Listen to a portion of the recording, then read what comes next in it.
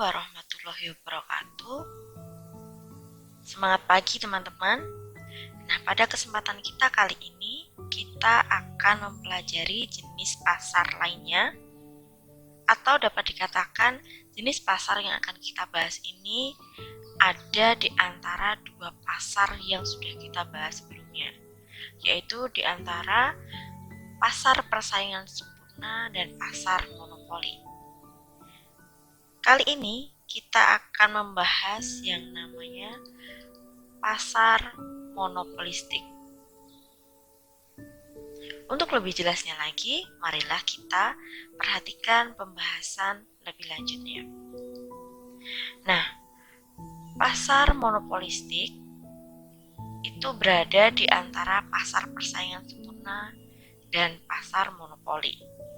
Sehingga ciri-cirinya pun hampir mirip dari kedua pasar tersebut, atau dengan kata lain gabungan dari kedua pasar tersebut. Nah, dua titik ekstrim tersebut, pasar persaingan sempurna kita tahu sebelumnya banyak perusahaan dan produk yang diperjualbelikan pun identik. Dalam pasar persaingan sempurna, kenapa bisa banyak perusahaan? Karena dalam pasar tersebut seluruh penduduk itu berpotensi untuk masuk ke dalam pasar, atau dengan kata lain berpotensi untuk memproduksi produk-produk tersebut, sehingga akan banyak perusahaan yang bermunculan pada pasar persaingan sempurna. Berikut juga ketika produk itu dianggap tidak lagi potensial untuk dijadikan suatu bisnis, para penjual pun dengan gampang keluar dari pasar. Sedangkan monopoli kita tahu dalam pasar tersebut hanya the one and only perusahaan, dan para penduduk yang lainnya pun tidak berpotensi untuk masuk ke dalam pasar tersebut. Nah, apakah kalian sudah bisa membayangkan jika pasar monopolistik tersebut itu ada di antara keduanya? Nah, selanjutnya kita lihat di sini. Dalam pasar monopolistik tersebut, itu terdapat banyak penjual dengan barang yang mirip namun tidak identik. Dan selanjutnya kita juga akan membahas pasar oligopoli, yang di situ hanya sedikit penjual dengan produk yang mirip atau identik. Jadi di sini jika digambarkan,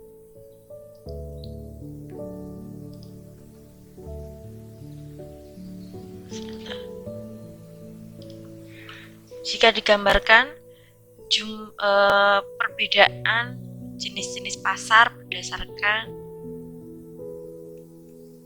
jumlah penjualnya.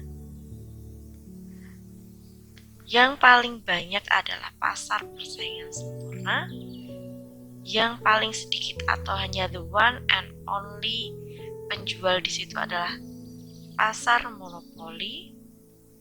Dan di antara keduanya itu ada dua jenis pasar lagi yang mendekati pasar persaingan sempurna, adalah monopolistik, dan yang mendekati monopoli adalah oligopoli. Nah, seperti ini jika dibedakan berdasarkan jumlah penjualnya. Saya ulangi lagi, yang paling banyak adalah pasar persaingan sempurna, yang paling sedikit atau the one and only penjual itu hanya di monopoli, dan di antara keduanya itu ada monopolistik dan oligopoli. Monopolistik itu lebih dekat dengan pasar persaingan sempurna, dan oligopoli itu lebih dekat dengan pasar monopoli. Di pasar monopolistik itu banyak penjual karena akan lebih gampang masuk dan keluarnya pasar, tapi produk-produk yang dijual itu hanya mirip tapi tidak identik. Sedangkan di pasar oligopoli itu sedikit penjual tapi tidak the one and only, ada perusahaan lainnya. Seperti itu perbedaannya. Kalau ada pertanyaan lebih lanjut lagi, kenapa sih kita harus mempelajari jenis-jenis pasar tersebut? Jawabannya adalah ketika kita tuh mempelajari jenis-jenis pasar tersebut, kita akan tahu kondisi pasar yang sebenarnya. Serta di dalamnya kita akan mempelajari interaksi antara penjual dan pembeli juga, karena ini adalah pasar. Nah, dengan seperti itu, ketika teman-teman semuanya membuka suatu bisnis dan tahu pasar apa yang kita hadapi, maka teman-teman diharapkan bisa membuat suatu strategi bisnis yang benar-benar tepat. Nah, misalnya saja ketika kita itu menghadapi pasar atas bisnis kita adalah pasar monopolistik. Tentu lebih baik kita menambahkan iklan. Mengapa harus seperti itu? Mari kita pelajari alasan-alasan kenapa iklan harus ada pada pasar monopolistik. Selanjutnya kita akan mempelajari atau kita tahu dulu apa sih yang harus kita dapatkan pada kesempatan kita kali ini. Yang pertama, kita akan mempelajari struktur pasar, apa yang terletak di antara pasar persaingan sempurna dan pasar monopoli, dan apa karakteristik mereka. Yang kedua, bagaimana perusahaan monopolistik menentukan harga dan kuantitas, apakah mereka mendapatkan keuntungan ekonomi. Selanjutnya, bagaimana pasar monopolistik mempengaruhi kesejahteraan masyarakat. Dan yang terakhir, berapa biaya sosial dan manfaat dari periklanan. Nah, ini yang tadi saya sampaikan di awal. Setidaknya ada 4 hal tersebut yang akan kita pelajari pada video kita kali ini. Nah, selanjutnya adalah karakteristik dan contoh. Karakternya untuk pasar monopolistik ini yang pertama adalah banyak penjual tapi tidak sebanyak pasar persaingan sempurna karena tidak totally free entry and exit di sini. Lalu ada diferensiasi produk. Jadi walaupun produk-produk dalam pasar monopolistik itu mirip tapi tidak identik. Artinya kalau dijajarkan, misalnya ada beberapa produk dari beda perusahaan, pasti ada perbedaannya. Jadi kita bisa tahu, oh ini itu mereknya dari perusahaan A, oh ini itu mereknya dari perusahaan B. Kalau dalam pasar persaingan sempurna, produknya itu ketika kita ditaruh dalam suatu basket wadah gitu, kita tidak akan tahu ini tuh produknya si A, si B, atau si C. Karena dalam pasar persaingan sempurna, produknya itu identik. Sedangkan, saya ulangi lagi, dalam pasar monopolistik di sini, itu walaupun produknya mirip, tapi tidak identik. Artinya kita masih bisa tahu ini tuh produk dari perusahaan mana. Nah, selanjutnya di sini adalah mudah masuk dan mudah keluar, tapi tidak semudah pada pasar persaingan sempurna. Kita masuk ke contohnya saja biar lebih gampang lagi. Yang pertama itu adalah air mineral. Kalau kita rasakan air mineral itu kan juga mirip-mirip ya rasanya. Tapi ketika dijajarkan produk-produknya, selain kita melihat dari mereknya yang berbeda, bentukan dari botolnya itu pun juga berbeda.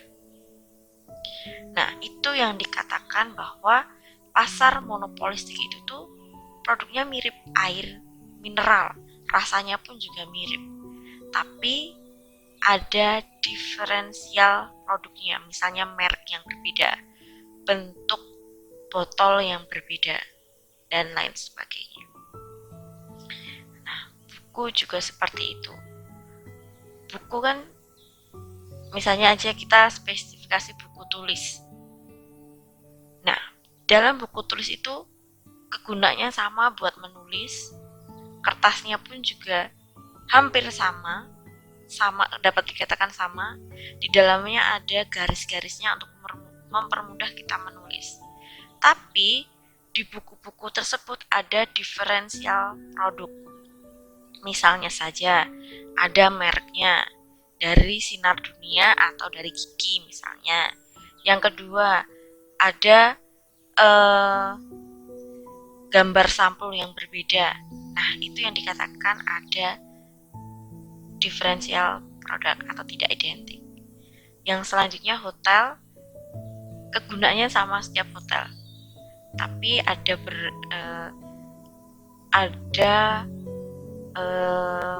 merek-merek hotel yang berbeda, itu juga membuat diferensial. Dan yang terakhir adalah kaos. Kalian bisa mencari contoh lainnya. Begitu. Jadi saya ulangi lagi, dalam pasar monopolistik ini memang banyak penjual, tapi produknya itu tuh tidak identik, hanya mirip saja.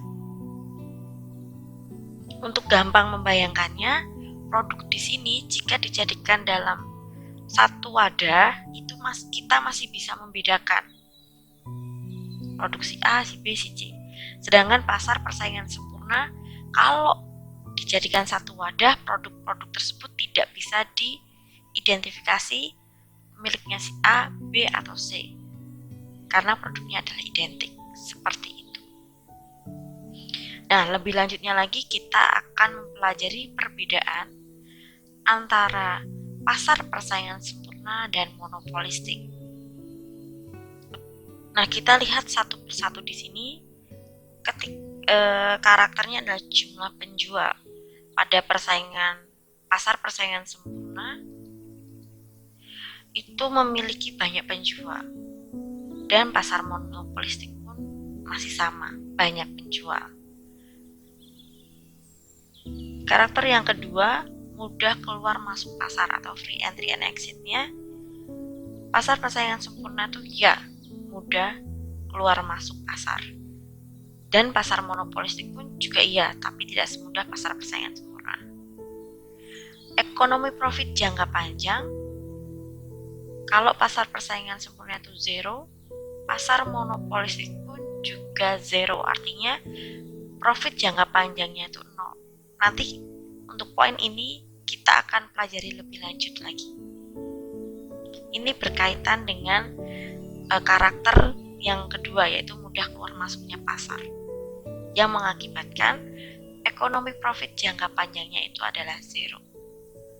Nah, produk yang dijual kalau pasar persaingan sempurna itu identik, sedangkan pasar monopolistik itu mirip tapi tidak identik, artinya berbeda walaupun tipis perbedaannya. Lalu, perusahaan memiliki market power. Karena di pasar persaingan sempurna itu banyak banget penjual, jadi ketika satu perusahaan itu menaikkan harga, kalau perusahaan lain itu tidak menaikkan harga, maka perusahaan itu yang akan ditinggalkan oleh perusahaan yang meningkatkan harga itu yang akan ditinggalkan oleh konsumennya. Maka di sini perusahaan yang menaikkan harga tersebut mau tidak mau tentu akan menurunkan harganya agar tidak ditinggalkan oleh konsumennya. Sehingga pada pasar persaingan sempurna, perusahaan itu tidak memiliki market power. Karena market power pada pasar persaingan sempurna tetap berada pada pasar itu sendiri. Artinya market power ditentukan oleh mekanisme supply and demand. Nah, pada pasar monopolistik ini sudah agak mirip ke monopoli, yaitu perusahaan tetap memiliki market power. Sedangkan kurva demand dalam pasar persaingan sempurna, perusahaannya itu horizontal, garis lurus sesuai dengan harga yang ada di pasar. Sedangkan pasar monopolistik itu kurva demand perusahaan dalam pasar tersebut itu seperti monopoli, slope-nya negatif. Selanjutnya kita akan pelajari perbedaan monopolistik dengan pasar monopoli.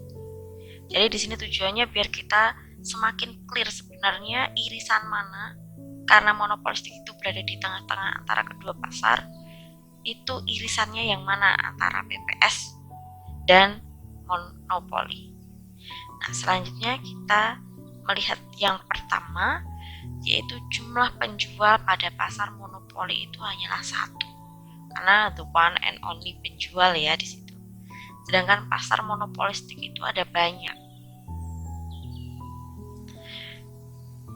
Kemudahan keluar masuk dalam pasar kalau monopoli itu no. Sedangkan pasar monopolistik itu yap, bisa keluar masuk pasar walaupun tidak semudah pasar persaingan sempurna.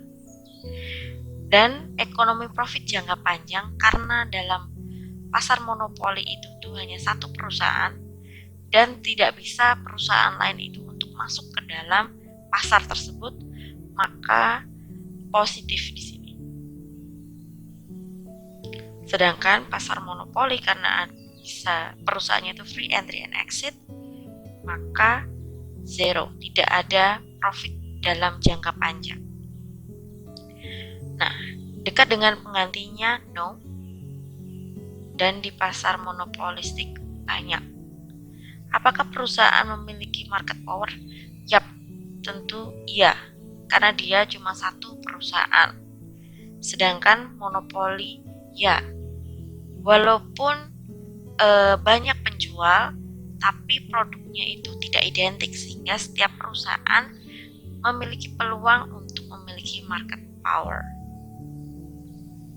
Dan kurva demand dalam perusahaan yang bergerak dalam pasar monopoli itu slope-nya negatif, sama dengan pasar monopolistik juga. Jadi,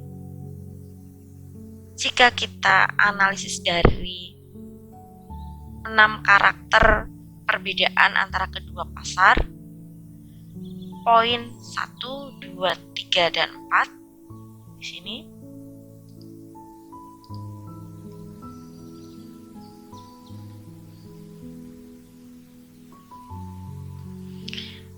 Monopolistik masih reverse-nya atau berkaitan dengan pasar persaingan sempurna. Tapi dua karakter perbedaan di bawah dia mendekati monopoli seperti itu. Nah, selanjutnya kita akan mempelajari cara penentuan profit pada pasar monopolistik. Dan di sini adalah posisinya ketika perusahaan yang bergerak dalam pasar monopolistik tersebut dalam posisinya jangka pendek, bukan jangka panjang atau short run di sini. Nah, perusahaan menghadapi kurva permintaan berslope negatif karena pasar monopolistik ini termasuk dalam pasar persaingan tidak sempurna seperti pasar monopoli, maka slope permintaan pada perusahaan yang bergerak dalam pasar monopolistik itu slope-nya adalah negatif. Dan setiap key atau setiap tambahan output itu marginal revenue-nya lebih kecil daripada price. Kenapa bisa seperti itu? Karena setiap ada tambahan supply atau setiap tambahan produksi Q itu akan mengurangi harga, maka MR lebih kecil daripada P. Alasan yang lebih jelasnya lagi, tinjauan secara kurvatiknya sudah terbahas pada saat kita mempelajari pasar monopoli. Jika kalian perlu alasan lebih dalam lagi, silahkan dibuka video mengenai pembahasan pasar monopoli. Selanjutnya, setiap pasar itu untuk memaksimalkan profitnya, perusahaan tersebut memproduksi Q atau memproduksi sejumlah Q pada saat marginal revenue sama dengan marginal cost. Ini adalah syarat untuk profit maksimal. Nah, yang terakhir, perusahaan menggunakan kurva permintaan untuk membuat price atau menentukan harga. Jadi sebenarnya dalam posisi short run tersebut, kurva untuk menentukan profit pada pasar monopolistik itu sama dengan ketika kita membahas pasar monopoli. Seperti ini. Slope demand-nya negatif dan MR lebih kecil daripada P, sehingga MR kurvanya ada di bawah kurva demand. Dan di sini dimisalkan adalah MC-nya seperti itu atau marginal cost-nya seperti itu. Dan setiap perusahaan tentu menginginkan profit yang maksimal, sehingga akan memproduksi ketika MR ketemu dengan MC, atau di sini ada MC, MR, dan di sini yang akan dia produksi. Dari titik merah tersebut kita tarik. Nah, ini besaran Q yang akan diproduksi oleh perusahaan yang bergerak di pasar monopolistik. Tapi apakah titik merah itu sudah menggambarkan harga? Tentu belum. Maka titik untuk menentukan berapa harganya ditarik sampai menyentuh kurva demand dan kita tarik ke kiri. Nah, di situ adalah letak harga yang akan digunakan oleh perusahaan dalam pasar monopolistik. Sehingga ketika kita tahu jumlah produksinya adalah Q dan jumlah harganya adalah P di sini, maka kotakan ini P dikali Q adalah TR, maka di sini adalah letaknya total revenue. Dan ketika saya misalkan di sini adalah kurva kurva average cost atau AC di sini, ketika kita memproduksi Q, ternyata per satu unitnya AC itu kan sama dengan biaya per satu unit. Maka per satu unitnya adalah sekian. Ketika kita tarik, nah ini menjadi cost. Jadi ketika di sini kotakan ini, ketika ada C dan ketika ada Q, C dikali Q sama dengan total cost. Sehingga saya ganti warna dulu. Sisanya TR min TC, artinya di sini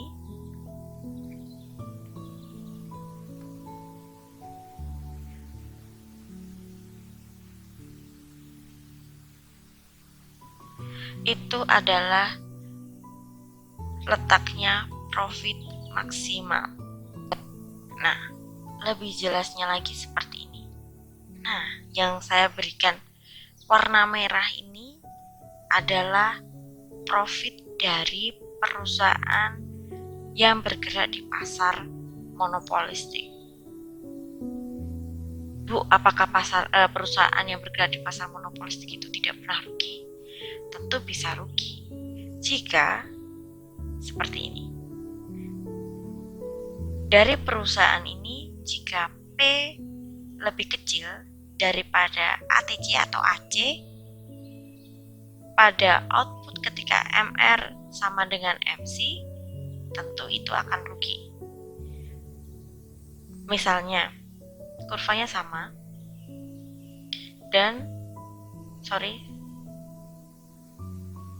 tapi di sini ketika AC-nya itu tinggi atau average cost-nya itu tinggi, maka perusahaan tersebut mengalami yang namanya rugi.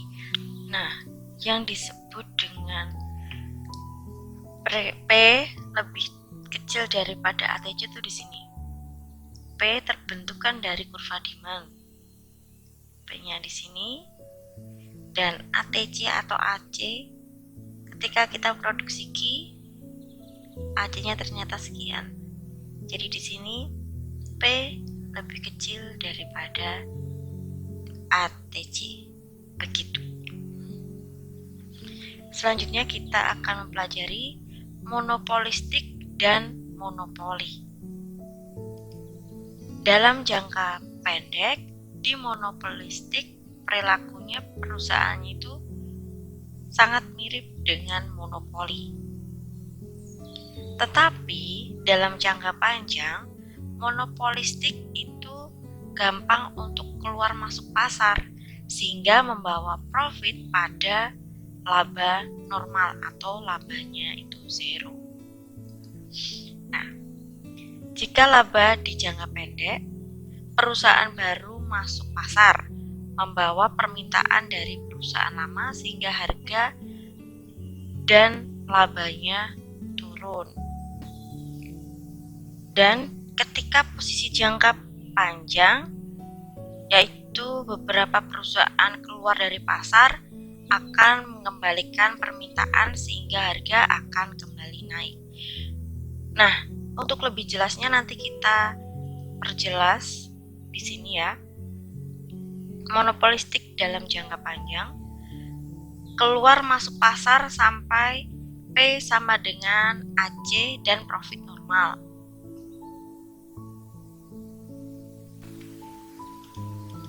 Nah, perhatikan bahwa perusahaan mengenakan markup harga di atas biaya marginal dan tidak menghasilkan ATC minimum. Yang part kedua ini nanti akan kita bahas setelah kita mencari deadback clause-nya. Dan ini akan kita alasan kenapa sih dalam jangka panjang monopolistik itu balik lagi ke laba normal. Nah, ini adalah kurva perusahaan yang berada di pasar monopolistik mula-mula. Kita akan mencari profit maksimalnya dulu, yaitu ketika MR ketemu dengan MC. Nah, pada titik ini, maka si perusahaan, titik yang ini, awalnya kita cari MR ketemu dengan MC, sehingga kita akan pelajari sebesar Q-nya di sini. Nah, pada Q ini kita akan memperoleh harganya. Mula-mula harga yang ditentukan oleh perusahaan yang bergerak di pasar monopolistik adalah sebesar P.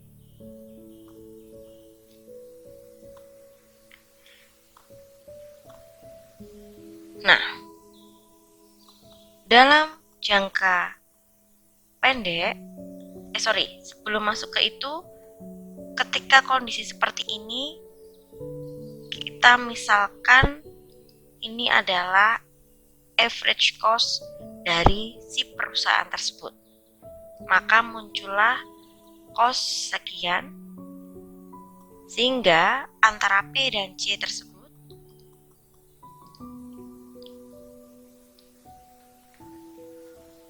di sini adalah luasan profit. Nah, sekarang jika kalian membayangkan, kalian itu punya kesempatan untuk berwirausaha, dan di situ masih memiliki peluang yang dapat dibuktikan dengan masih adanya celah profit di sini. Apa yang akan kalian lakukan? Sebagai yang mula-mulanya kalian itu belum memiliki usaha. Nah, tentu kalian akan berpikir untuk masuk ke dalam pasar yang sejenis. Atau kalian, misalnya saja, contoh dari pasar monopolistik ini adalah perusahaan air mineral. Dan kalian tahu di sini si perusahaan pertama pembentuk air mineral tersebut masih memiliki profit sebesar ini. Dan kita tahu kalau perusahaan atau pasar air mineral tersebut itu tidak ada batasan kalian atau tidak ada larangan kalian untuk masuk berproduksi air mineral. Tentu kita sebagai orang normal, sebagai orang ekonomi, akan ikut masuk ke dalam pasar tersebut untuk membentuk suatu perusahaan baru, yaitu perusahaan air mineral versi kita. Dengan seperti itu, tentu demand yang dinikmati oleh perusahaan mula-mula tadi sebesar ini. Tapi karena kita masuk dalam pasar tersebut, maka demand yang awalnya sekian tentu harus dibagi dengan kita. Kenapa bisa seperti itu, Bu? Karena misalnya saja gini gampangannya. Si perusahaan A atau perusahaan mula-mula air mineral itu permintaan per bulannya adalah 10. Tapi ketika kita masuk sebagai perusahaan air mineral yang baru, tentu ada konsumen yang akan beli produk kita. Jadi yang awalnya si perusahaan air mineral mula-mula atau perusahaan si A tadi itu dapat menjual 10 galon per bulan, gara-gara kita masuk tentu tidak bisa menjual 10 galon lagi. Tapi misalnya hanyalah 8. Yang 2 lari ke kita. Dengan seperti itu, demand tersebut tidak bisa setinggi demand mula-mula. Jadinya, demand yang baru itu adalah sekian. Lebih rendah daripada demand mula-mula yang D1 ini. Dengan seperti itu, yang awalnya MC ketemu MR mula-mula di sini adalah sekian, sekarang tentu sudah bergeser.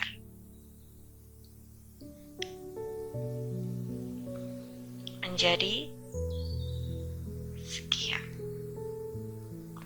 Nah, kita tarik lagi Q yang baru ke P yang baru. Maka harganya pun juga tidak setinggi P yang baru di sini ya. Pardon me. Mula-mula P yang lama kan di sini. Sekarang P yang baru ada di sini. Dengan average cost dan marginal cost-nya sama.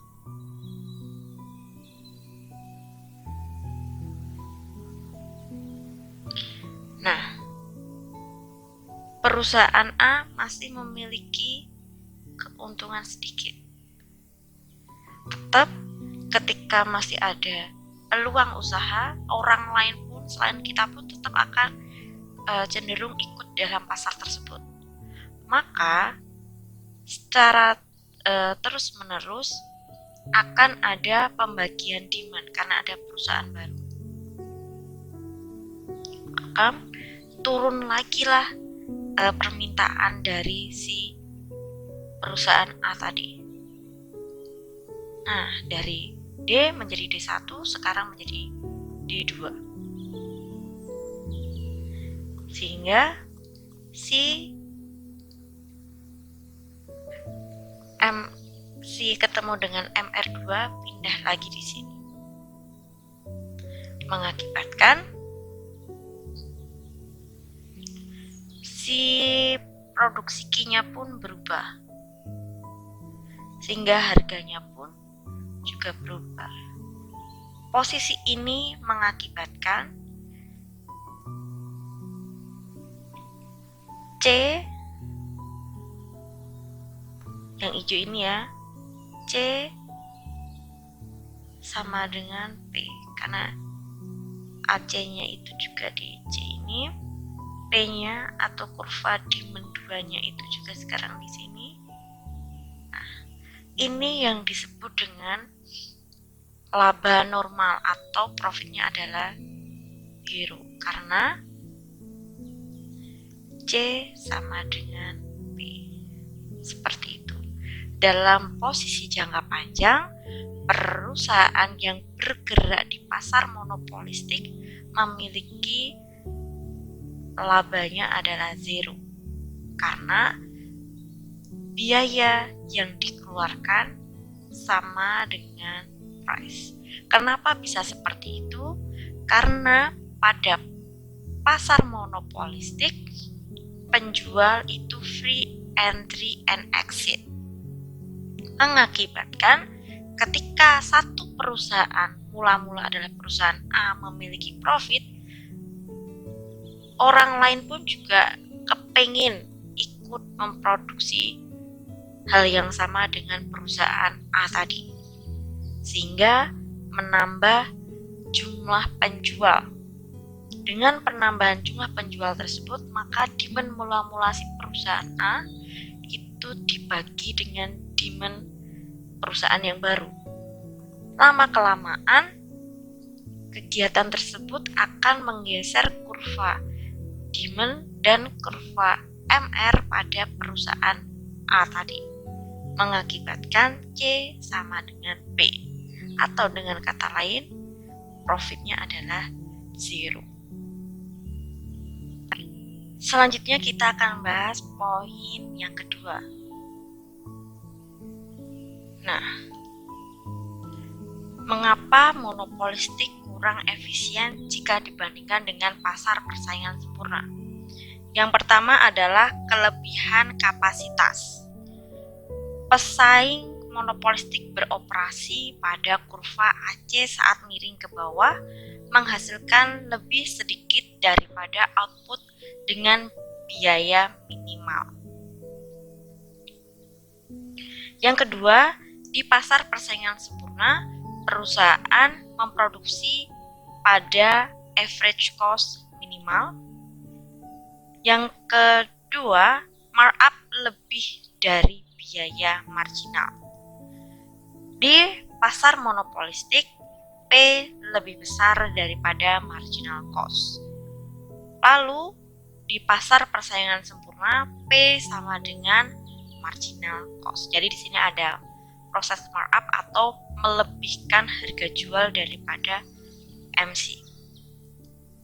Nah, untuk lebih jelasnya lagi, biar kita nggak ngawang, mari kita lihat dari tinjauan secara kurvatiknya. Di sini adalah pasar perusahaan di pasar monopolistik, dan di sini ada MC dan AC.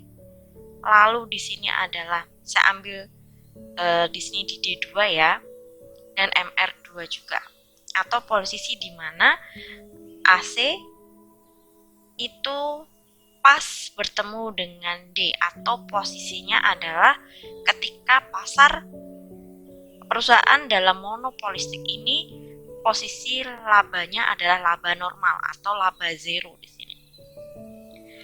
Nah, di sini adalah titik di mana MR ketemu dengan MC sehingga ditarik menimbulkan Q yang akan diproduksi, ditarik ke atas menimbulkan harga, berikut juga itu titik bertemunya dengan AC sehingga P sama dengan C. Dengan seperti ini kita lihat bahwa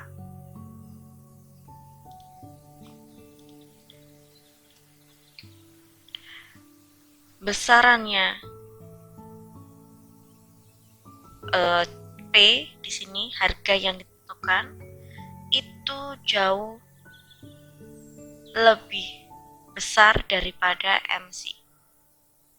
Maka di sini ada markup dari harga. Kenapa? Karena marginal cost-nya harusnya tambahan biayanya itu hanyalah sekian dari produksi sebelumnya per satu unitnya. Tapi dalam perusahaan di monopolistik menjualnya dengan harga sekian, maka di sini P lebih besar daripada MC. Lalu seharusnya kan permintaan dari yang efektif itu kita kan menjualnya sekian. Posisi di mana MC ketemu dengan demand.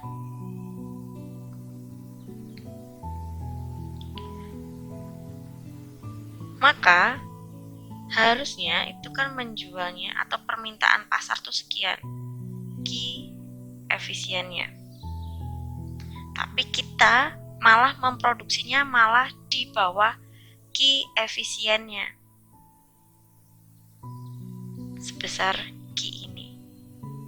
Maka produksi dalam pasar monopolistik dan pasar persaingan tidak sempurna lainnya itu di bawah Q efisien. Q yang diproduksi lebih kecil daripada Q efisiennya. Sehingga di sini muncul kehilangan. Harusnya memproduksi sekian, tapi yang diproduksi malah hanya sekian. Harusnya harganya itu sekian, tapi harganya yang dijual adalah sekian. Maka segitiga ini disebut dengan deadweight loss. Ini mengakibatkan kenapa sih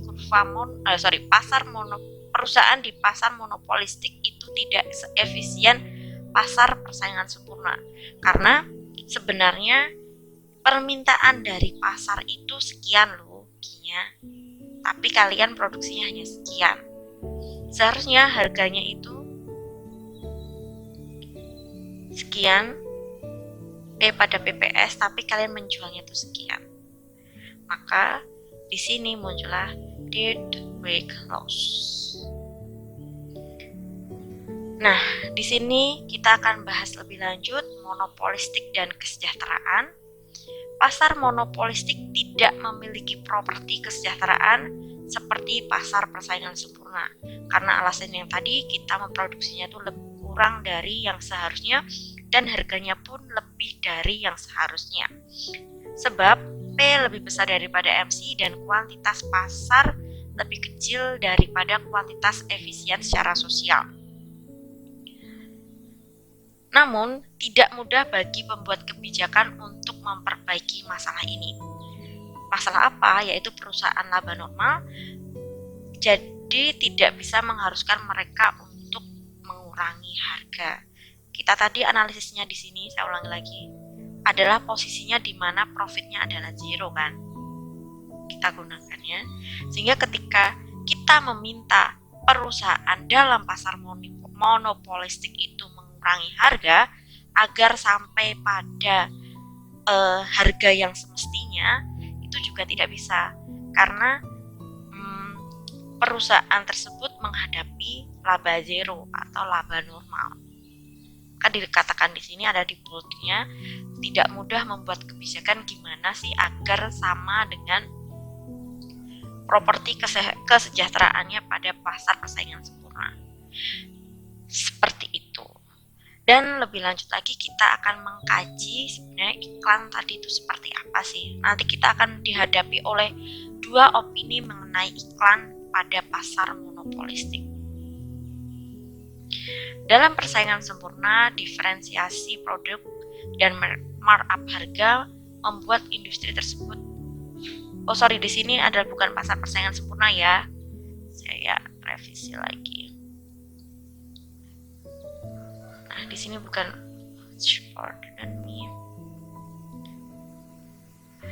Di sini mohon maaf, ini bukan pasar persaingan sempurna tapi pasar monopolistik. Diferensi produk dan markup harga merupakan industri tersebut harus menggunakan iklan sebenarnya. Nah, pada umumnya semakin terdiferensiasi produk, semakin banyak perusahaan periklanan akan membeli. Ekonom tidak setuju mengenai nilai sosial pada iklan beberapa sebenarnya. Nah, kenapa alasannya ada seperti ini? Iklan itu kan tidak menambah kualitas pada produk, tapi iklan itu kan menambah harga pada produk. Maka beberapa ekonom itu berpendapat bahwa masyarakat itu membuang-buang sumber daya yang dikhususkan untuk iklan. Karena kita tahu sendiri iklan itu kan cenderung memakan biaya itu jauh tinggi ya, cenderung besar. Lalu yang kedua, perusahaan iklan memanipulasi people's taste. Jadinya yang awalnya orang itu tuh nggak suka itu bisa dimanipulasi oleh iklan.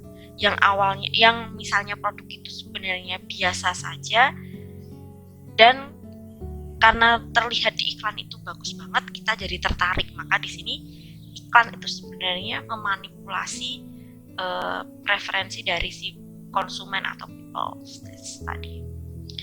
Lalu iklan itu menghambat persaingan, menciptakan persepsi bahwa produk lebih dibedakan daripada yang sebenarnya, memungkinkan kenaikan harga yang lebih tinggi. Jadi sebenarnya balik lagi ke pasar air mineral ya, air mineral itu kan rasanya hampir-hampir sama, atau bahkan dapat dikatakan itu sama, tapi karena ada iklan, kita tuh menganggap merek-merek itu tuh berbeda, mengakibatkan kita itu jadi itu tidak bisa dijadikan pasar persaingan sempurna. Kita tahu kalau tadi pasar persaingan sempurna kan properti kesejahteraannya itu lebih bagus atau malah sesuai dengan apa yang kita pengini. Tapi ketika ada iklan yang membuat produk-produk yang sebenarnya itu sama, itu menjadi terdiferensiasi. Seperti air mineral yang rasanya itu sama, manfaatnya sama, tapi karena ada iklan, itu cenderung kita mengkotak-kotakan air mineral. Sehingga kita itu jadi lemah gitu. Misalnya ada air mineral yang satu tuh harganya 1.000, ada yang 15.000. Kita tetap akan membeli yang 15.000 dengan adanya iklan tersebut. Seperti itu. Harusnya kan kalau kita rasional dan kita tidak mengkotak-kotakan air mineral, rasa dan manfaat air mineral itu kan sama saja. Tapi karena adanya iklan, kita menjadi berpikiran kalau air mineral A dan B itu jauh beda, sehingga kita itu layak untuk membeli harga yang 15 kali lebih tinggi, dan itu kita mengatakan itu layak. Nah, itu yang dikatakan bahwa iklan itu menghambat persaingan dan menciptakan persepsi bahwa produk lebih dibedakan daripada yang sebenarnya. Seperti itu. Nah, tapi sisi lain tetap ada yang mengiklankan, tolong iklan itu dipertahankan. Kenapa? Ketika ada iklan, kita itu menjadi tahu informasi untuk suatu produk. Tapi di sini dalam catatan ya, informasi tersebut tidak palsu. Kan banyak kan yang iklan-iklan yang mengada-ngada gitu ya. Lalu pembeli yang terinformasikan dapat lebih mudah menentukan dan mengeksploitasi perbedaan harga. Jadi dulu kalau misalnya marketplace itu juga lumayan membantu ya, kita bisa membedakan mana yang lebih murah dengan produk yang sama. Tapi sayangnya kita itu cenderung rasionalitas kita itu terganggu dengan adanya iklan.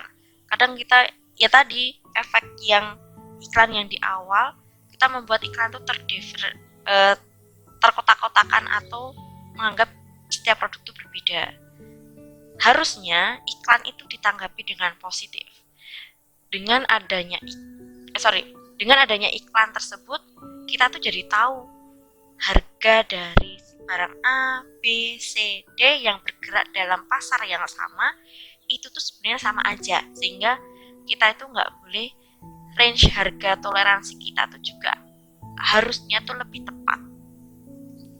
Yang selanjutnya adalah sehingga iklan itu mempromosikan kompetisi dan mengurangi market power. Ini adalah hasil penelitian di sebuah negara. Kacamata lebih mahal di negara-negara yang melarang iklan oleh pembuat kacamata daripada di negara-negara yang tidak membatasi iklan tersebut. Sebab karena adanya iklan kita jadi tahu harga kacamata A, B, C, D, E sampai Z, sehingga kita bisa membandingkan harga-harganya yang mana, dan pasti kita akan mencari sesuai dengan prinsip ekonomi. Kita akan meminimalisasi pengorbanan untuk dapat keuntungan tertentu. Jadi kalau misalnya tujuan kita itu dapat kacamata, ya kita akan cari harga yang paling rendah. Seperti itu. Itu adalah prinsip ekonomi. Nah, ini adalah nama-nama bermerek. Di banyak pasar, nama merek produk hidup berdampingan dengan yang generik. Generik itu yang nggak bermerek, sayang. Seperti obat itu kan ada obat generik, ada obat yang tidak generik ya. Jadi di sini generik itu yang cenderung murah. Perusahaan dengan nama-nama bermerek biasanya menyimpan lebih untuk iklan, sehingga harganya itu cenderung akan lebih tinggi. Seperti halnya iklan, ada ketidaksepakatan tentang ekonomi nama mereknya. Ini adalah penjelasan dari dua opini, agree and disagree dengan iklan di atas. Nah, ini kita sudah selesai pembahasannya tentang pasar monopolistik.